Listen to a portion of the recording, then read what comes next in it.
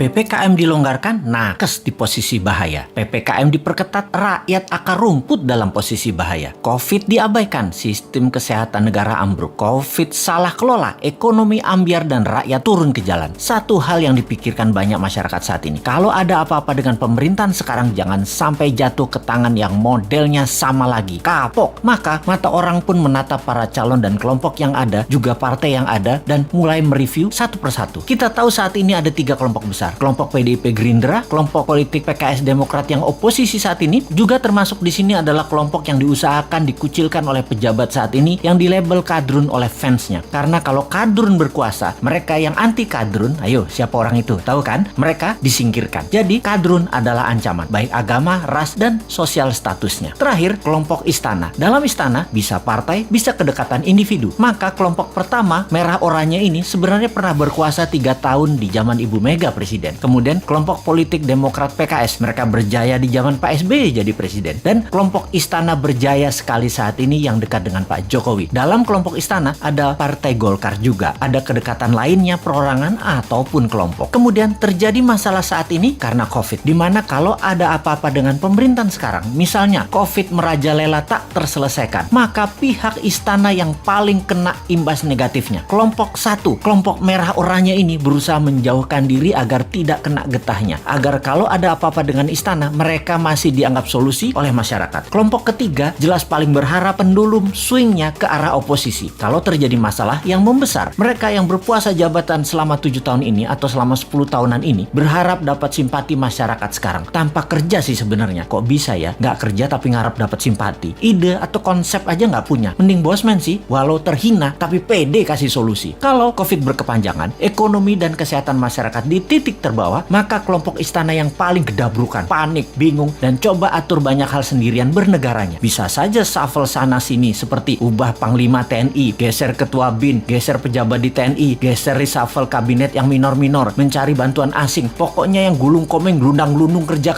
ya kelompok istana ini. Yang oposisi memanfaatkan ini semua dengan memberitakan hal-hal yang buruk di sekitar istana dan pejabat terasnya. Oposisi ini, 2 partai utama Demokrat dan PKS ditambah pasukan yang dicap kadrun, yang dicap jual agama. Itulah mereka para oposisi. Di posisi 1, mereka siap-siap ambil peluang juga agar kepercayaan masyarakat tumbuh ke arah mereka. Juga tidak dipersalahkan atas kesalahan kelolaan Covid dan jatuhnya ekonomi karena istana yang paling bertanggung jawab. Kalau istana berhasil melewati masa pelik ini selama 3 tahun ke depan, posisi 1 dan posisi istana berusaha memainkan dongeng kesuksesan ini untuk bekal 2024. Kompak lagi mereka. Singkatnya, saat ini yang namanya politikus sisa, banyak yang masih diam-diam baik untuk ambil posisi. Mau miring ke istana atau mau ikut oposisi dengungkan terus kejelekan istana, nggak banyak actionnya mereka ini. Mereka ini seperti Nasdem, P3, PAN, PKB, Hanura. Partai-partai miring ke istana ini juga terasa sekali mereka lagi ambil jarak dengan istana sekarang. Deket enggak, jauh enggak, bantu enggak, ngerecokin dikit palingan. Inilah peta saat ini kalau kita persingkat. Nah, kita sekarang ke depan bagaimana? Kita sekali lagi ingatkan, 3 posisi tadi yaitu kelompok pertama merah oranye, kelompok istana, dan kelompok oposisi. Ini petanya kita tarik ke belakang. Kita lihat 20 tahun terakhir ini. 3 tahun Ibu Mega, 10 tahun Pak SBY, 7 tahun istana saat ini. Total 20 tahun. Kemudian kita list daftar calon pemimpin 2024. Para calon yang ada saat ini adalah datang dari ketiga genre politik yang ada. Sebutkanlah satu persatu. Pasti mengacu ke salah satu kelompok. Misalnya Pak Prabowo masuk kemana? Sudah tahu kan? Pak Erik misalnya masuk kemana? Pak Ganjar, Pak Anies, Pak Ridwan Kamil masuk kemana? Jelas ya? Ini pertanyaan new mind sekarang. Apakah dalam 20 tahun terakhir negara Indonesia jadi negara superpower? Apakah Indonesia jadi negara yang ditakuti dan disegani di sekitar kawasan? Apakah Indonesia jadi negara tidak impor lagi dan menjadi negara produsen kelas dunia? Apakah pendidikan Indonesia terbaik di dunia saat ini? Apakah sumber daya alam Indonesia masih utuh atau sudah mulai habis tanpa membuat Indonesia jadi kaya? Bener nggak? Pertanyaannya sekali lagi, yakin masih mau sama mereka yang model kelolaan negaranya pasti sama seperti dalam 20 tahun terakhir ini? Yakin masih memilih orang yang di etalase itu semua? Berani nggak ambil yang baru, yang beda, yang timnya kuat di dalam dan di luar negeri, yang bukan genre bernegara ala 3 kelompok yang berkuasa, yang akan menyatukan semuanya di bawah kekuatan yang baru?